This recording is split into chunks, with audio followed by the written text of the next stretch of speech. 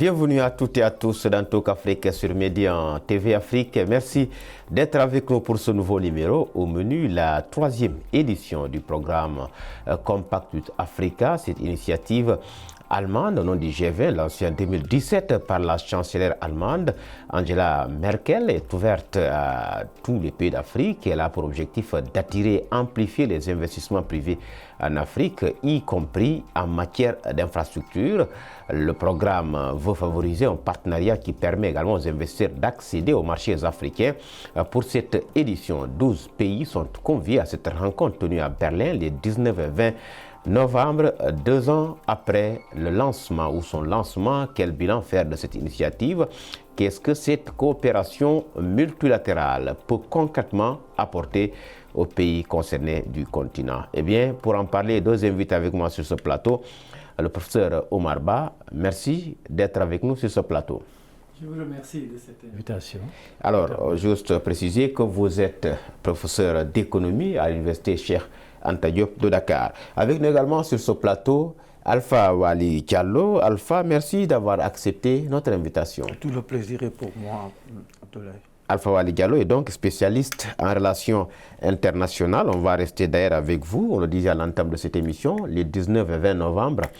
La chancelière allemande a convié, Angela Merkel a convié 12 pays africains à Berlin dans le cadre du sommet ou du programme Compact with Africa. On a d'abord besoin de comprendre ce que veut dire ce programme, le programme Compact with Africa, initié et lancé en 2017 par l'Allemagne. Merci. En fait, c'est un sujet d'actualité qui a toute son importance parce que pour comprendre l'initiative Compact with Africa, il faut se situer dans l'agenda du G20 de 2017 où l'Allemagne était le pays qui recevait et qui avait la primauté du choix des thèmes de la réunion. C'est comme le G20, le G7, la dernière fois c'était la France et on a beaucoup parlé de l'Afrique. C'est la France qui a imposé cet ordre du jour.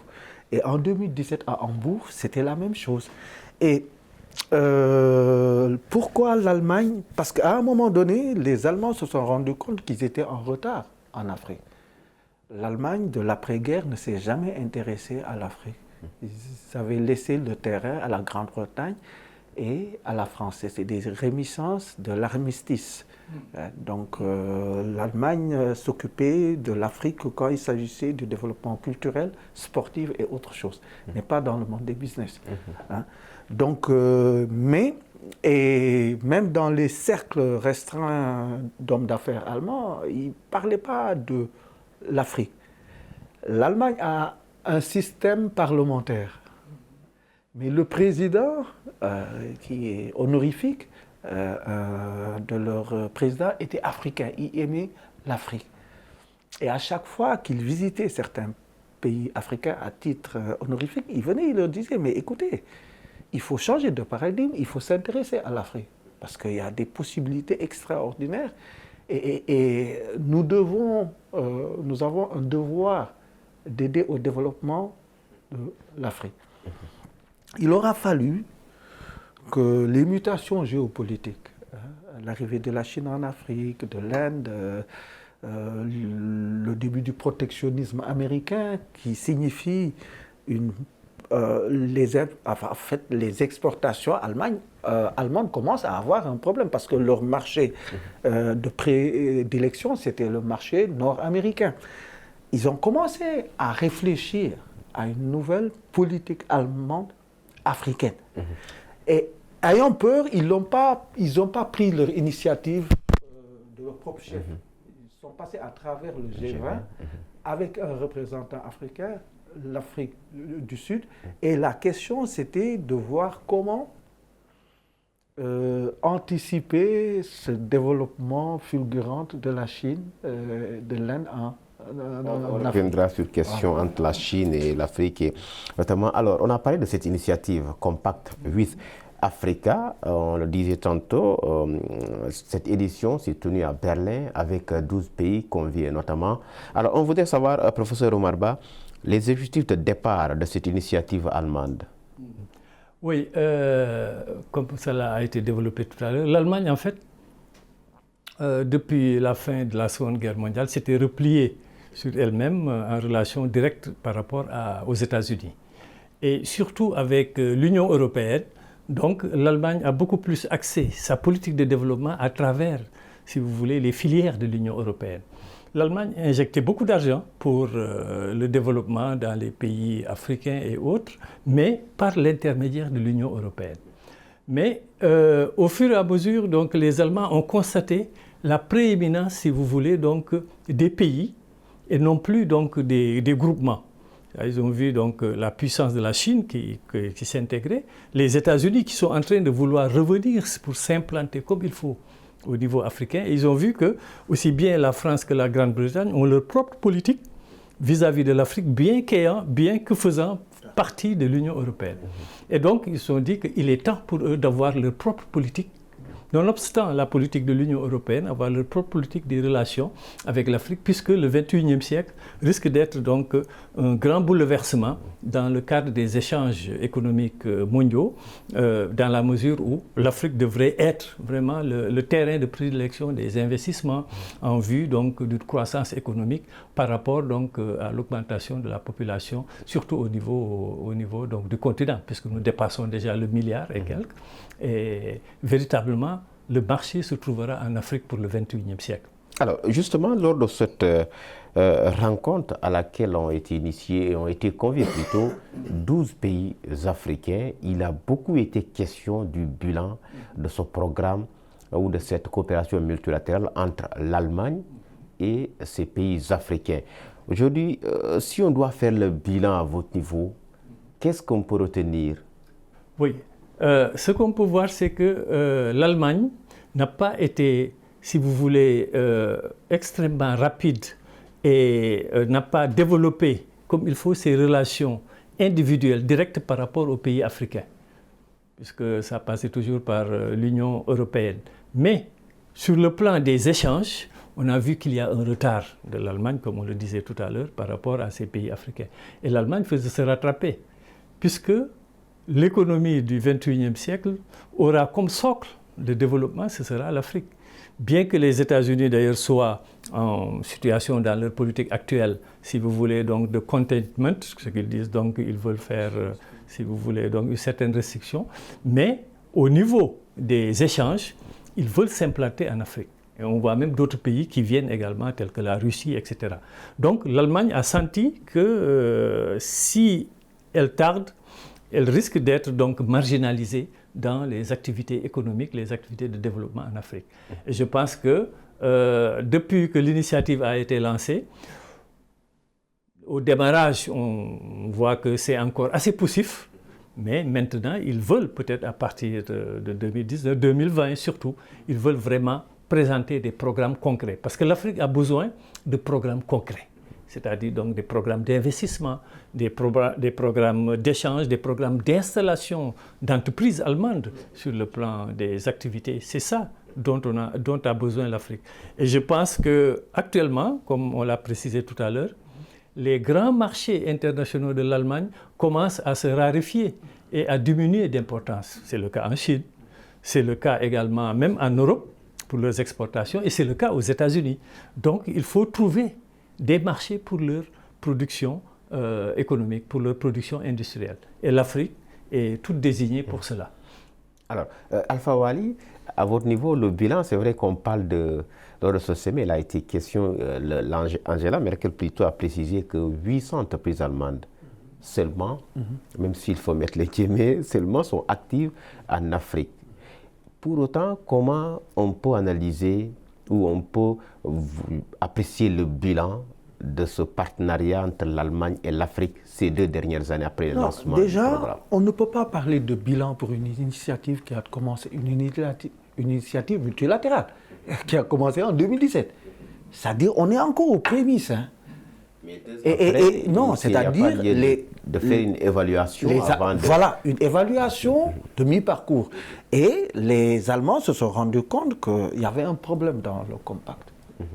Parce que l'initiative, au départ, allemande au sein du G20, ils ont fait travailler 3 ministères pour proposer un programme de développement allemand pour l'Afrique.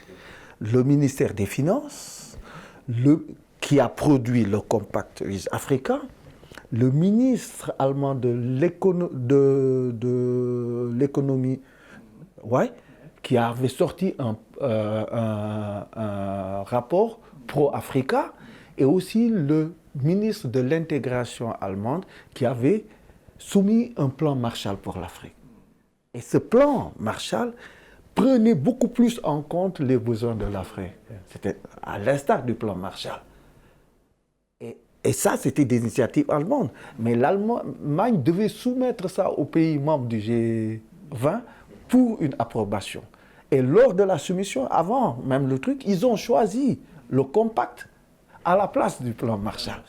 Parce que le plan Marshall, c'était un espoir d'ajustement social après les ajustements structurels des années 80.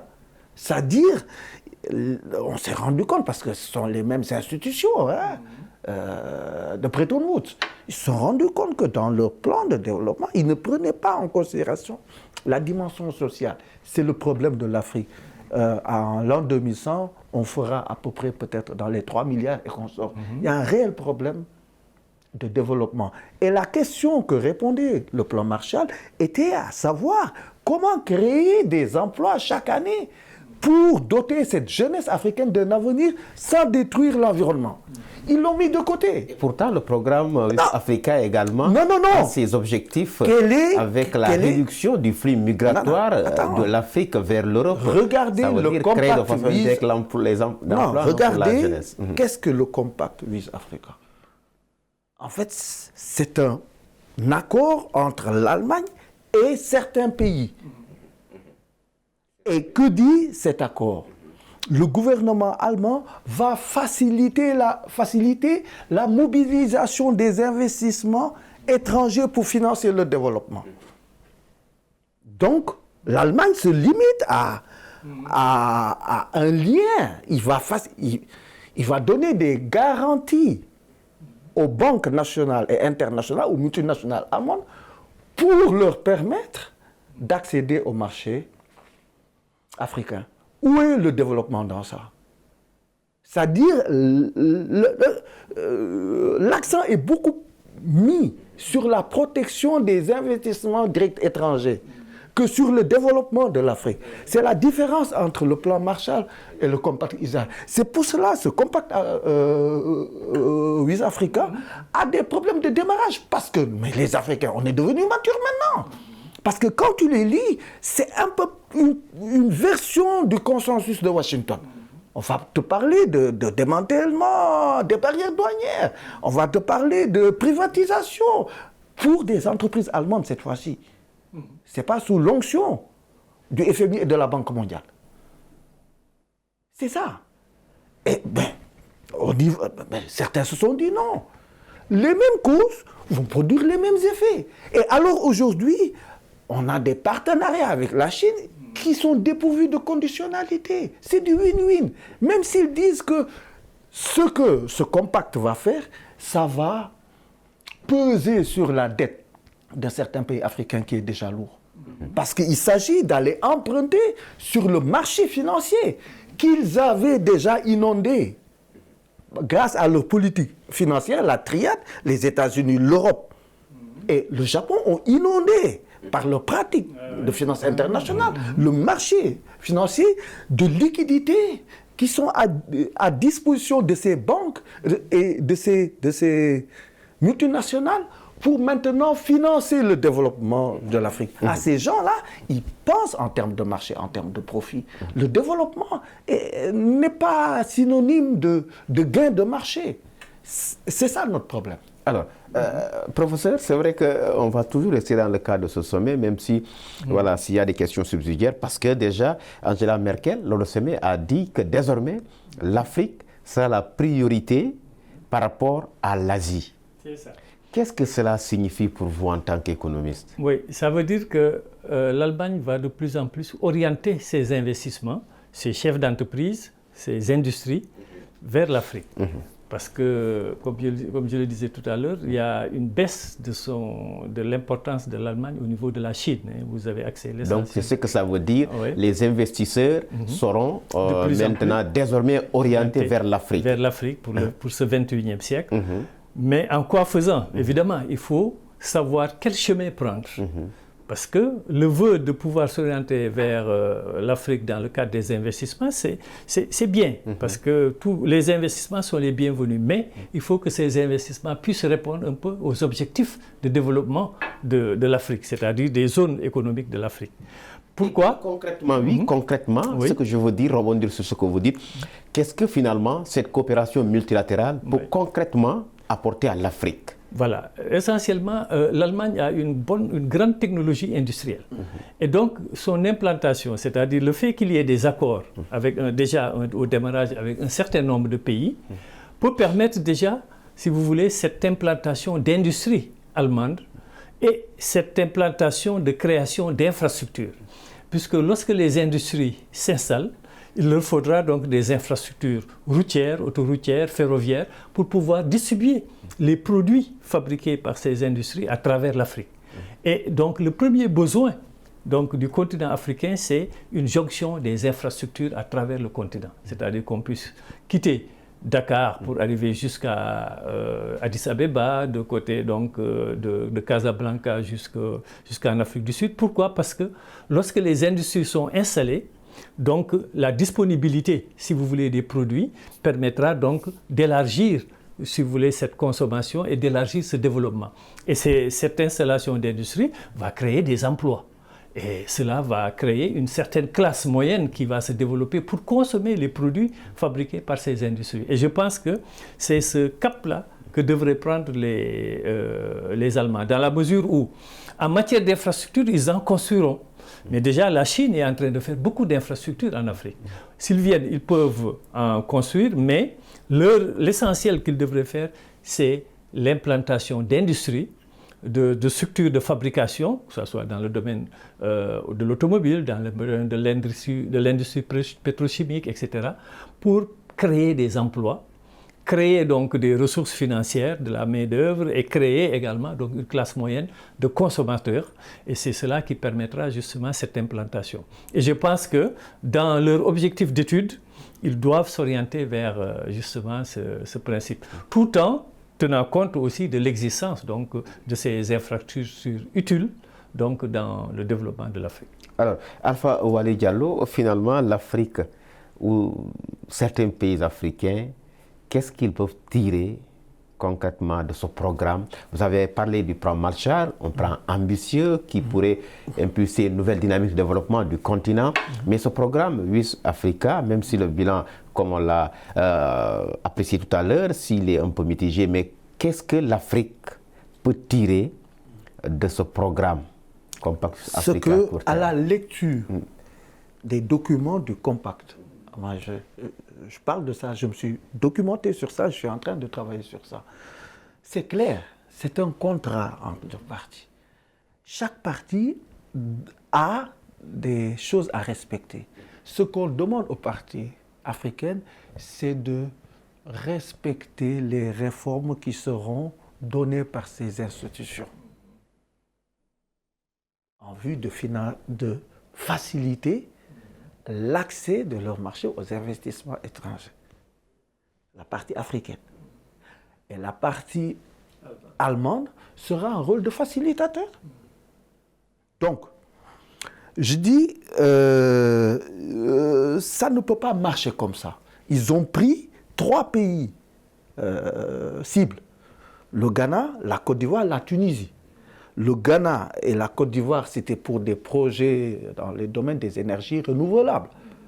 La Tunisie, c'était l'accompagnement dans le secteur financier et le secteur bancaire. Ouais. Et jusqu'à présent, c'est un balbutiement. C'est-à-dire, l'objectif allemand, ce qu'on regrette, c'est qu'il n'y a pas de link entre ce compact et les objectifs du développement du millénaire. Vous voulez dire qu'on peut pas avoir de retombées économiques? C'est-à-dire, il faut qu'on ait des politiques de développement qui vont dans le même sens. L'Union africaine ne peut pas avoir l'agenda 2063 qui porte sur le développement de l'Afrique, qui a été fait par des Africains, étudié en fonction de nos problématiques. Et on laisse ça pour un partenaire qui vient nous dire, bon, vous allez accepter ça. Non, mais c'est un partenariat, c'est une coopération multilatérale. Je dis, au début, je t'ai dit, ce compact, on a dit c'est un agenda du G20. Ensuite, de l'Union européenne, c'est une initiative allemande maintenant. Mais nous, on a une initiative africaine, on a des initiatives nationales, régionales, continentales. Est-ce qu'on doit les mettre à la poubelle et accepter? C'est ce qu'on a vécu dans les années 80 et 90. Et aujourd'hui, on se dit non. C'est-à-dire, moi, ce que je reproche aux Allemands, c'est peut-être qu'ils ont travaillé à un moment donné avec la société civile allemande et quelques sociétés civiles africaines. Mais les décideurs, le privé africain n'a pas été mêlé à ça. Et quoi qu'on dise, c'est le développement de l'Afrique. Mais commençons par les Africains. Alors, on va rebondir sur ça, professeur. Il a dit, les observateurs en tout cas avertis, décrivent la coopération sud-sud comme un levier pour accroître les possibilités des pays africains à accéder à des capitaux. Est-ce à dire aujourd'hui que cette coopération sud-sud peut constituer une alternative à la coopération nord-sud? Absolument. Et d'ailleurs, c'est ce que nous avons constaté depuis une vingtaine, trentaine d'années avec, si vous voulez, l'irruption de la Chine, mais aussi de l'Inde, de la Turquie, qui sont en train de faire des transactions aussi bien commerciales que des transactions d'investissement au niveau africain sans contrainte. Vous voyez par exemple le nombre d'infrastructures qui sont mises en place au niveau africain, c'est essentiellement soit de la Chine, de l'Inde ou de la Turquie en général. C'est des infrastructures ferroviaires.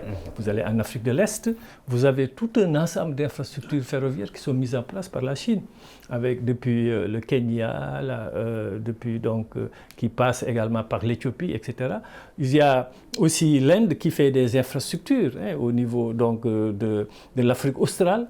Donc, et en fait, on voit cette rapidité d'investissement, justement, des capitaux, même si c'est étatique, mais des capitaux sud dans les pays africains. Cela veut dire que le chemin est déjà ouvert. Et je pense que c'est cela, d'ailleurs, qui a un peu fait réfléchir, justement, les pays européens, les pays industrialisés du Nord, qui se disent qu'ils sont en train de perdre les marchés en Afrique. Oui, mais ce qui est un peu paradoxal ou assez paradoxal, c'est quand même quand souvent on dit, comme on le voit de ces dernières années, on se met entre un pays européen, asiatique, avec un continent africain. Or, que le continent, en tout cas, est censé être aujourd'hui l'avenir même, si on peut le dire ainsi. À ce niveau, comment entrevoyez-vous les perspectives économiques de développement de l'Afrique, très rapidement? Je pense que l'Afrique est lancée déjà dans des constitutions sous-régionales. Nous avons la CEDEAO au niveau ouest africain, la SADC au niveau de l'Afrique centrale et de l'Est, etc. Donc, ces regroupements sous-régionaux permettent déjà d'amorcer, si vous voulez, donc des structures futures de développement. Par exemple, si on prend l'exemple de la CEDEAO, l'intégration de la CEDEAO permettra l'installation d'infrastructures d'échange à l'intérieur des pays de la CEDEAO. Et déjà, cela créera, si vous voulez, les bases d'un développement économique avec des investissements qui sont mis en place. Et pour cela, les futurs partenaires, que ce soit du nord ou du sud, le sud déjà est bien implanté, c'est-à-dire la Chine, l'Inde, ces futurs partenaires doivent s'insérer par rapport aux politiques de développement mises en place par ces groupements sous-régionaux. Et c'est à partir de là que ces groupements sous-régionaux qui vont connaître un certain niveau de développement permettront donc à l'Afrique de pouvoir coordonner justement ces structures de développement pour arriver à une, si vous voulez, généralisation du développement économique. Alors très rapidement, cette forme de coopération entre l'Afrique et certains pays tels que la France, la Chine, la Russie, la Turquie, et on va aujourd'hui l'Allemagne. Non, il faut les dissocier. l'approche des pays du Sud est différente de l'approche des pays du Nord. Ça, on l'a vu, ils viennent. C'est-à-dire, les modèles qu'on a hérités des pays du Nord, c'était des réminiscences du colonialisme. Ouais, c'est pas pour rien qu'on appelle le néolibéralisme un néocolonialisme. C'est-à-dire, on va toujours dans des chemins où, vers la fin, c'est nous qui perdons. On vend nos entreprises d'État, notre environnement est détruit, pour rien du tout. Alors que de l'autre côté, ce qu'on appelle le modèle de développement illibéral, la Chine, mais ils sont allés à l'encontre, même les Singapour là, mais ils n'ont jamais accepté les conditionnalités des institutions. Et c'est ça qui nous gangrène. Aujourd'hui, on est en mesure de dire oui, je suis d'accord. Les Allemands, vous pouvez venir, vous avez déjà de l'expertise, de trucs. Mais cette façon de faire là, ça ne marche plus avec vous. Merci Alpha Wali Diallo. Merci. Donc c'est la fin de cette émission Talk Afrique qui avait l'immense plaisir de recevoir sur ce plateau Oumar Ba, professeur d'économie à l'université Cheikh Anta Diop de Dakar, avec également Alpha Wali Diallo, spécialiste en relations internationales. Merci également à vous d'avoir été de notre grand merci aux équipes techniques et rédactionnelles. Cette émission, vous pouvez la retrouver sur notre site internet de Médian TV Afrique. Le rendez-vous est pris pour le prochain numéro.